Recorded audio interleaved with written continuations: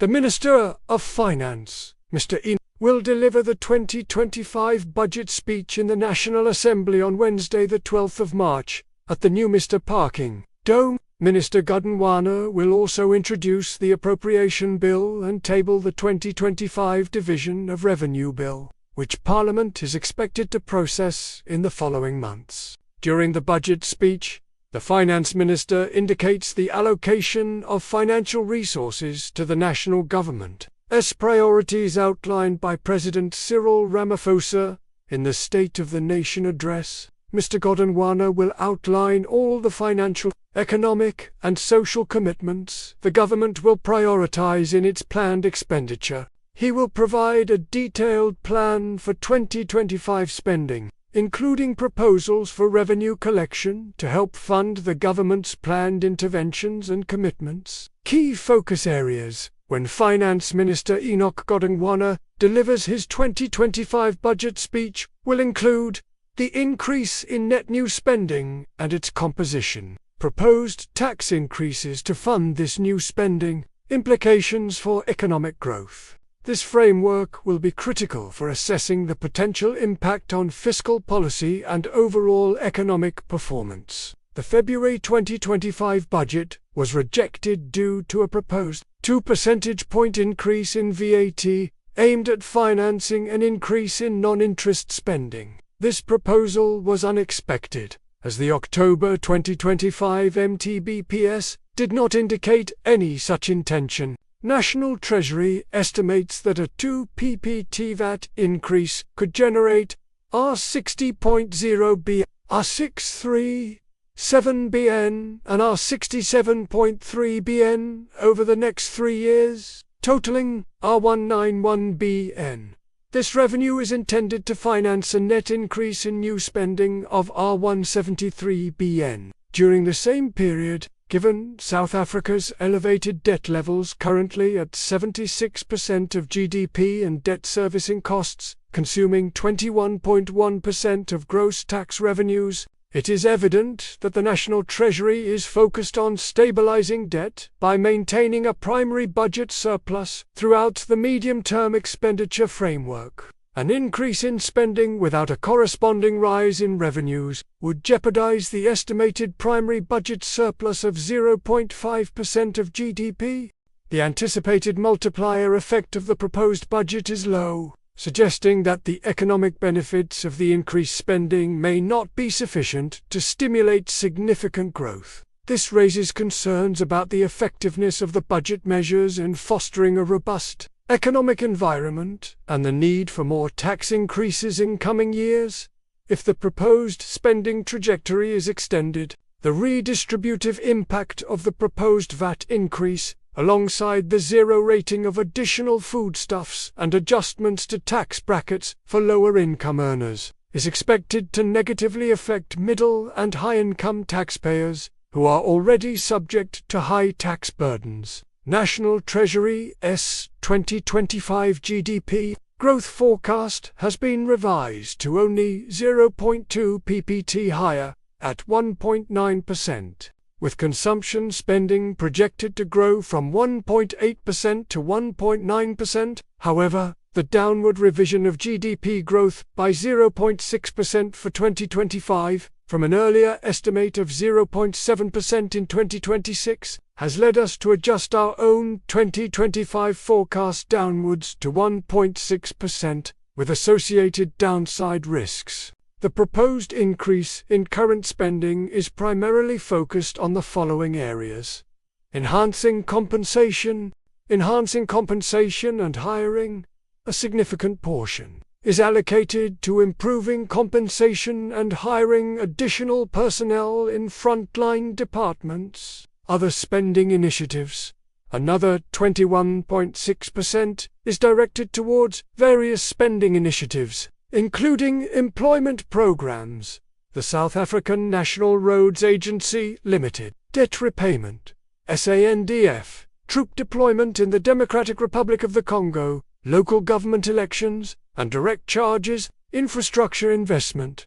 The remaining 26.9% is earmarked for infrastructure investment, which includes our 19.2 billion allocated to the Passenger Rail Agency of South Africa and 11.8 billion rands for the budget facility for Infrastructure Window 8 projects. Addressing the fiscal challenge is fundamentally a political decision, and recent media reports indicate that the NU has yet to reach an agreement on the fiscal framework. Additionally, reports from the weekend highlighted that the Minister of Finance has linked the proposed to PPTVT VAT increase to the financing of a permanent social grant. This social grant has been implemented annually since its introduction during the COVID-19 pandemic in 2020, and an allocated reserve has been set aside each year within the medium-term expenditure framework period to support this initiative.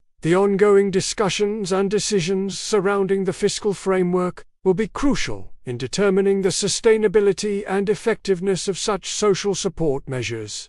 Spending review. A constructive development would be the announcement of a spending review, which could take approximately 3 to 6 months to complete. Over the past decade, National Treasury has managed core non-interest spending to counter R5 to OBN in bailouts to state-owned enterprises. This has resulted in a stabilization or decline in real spending per person since 2016, highlighting the need to increase funding for frontline services. However, it is critical to professionalize and enhance the efficiency of government spending.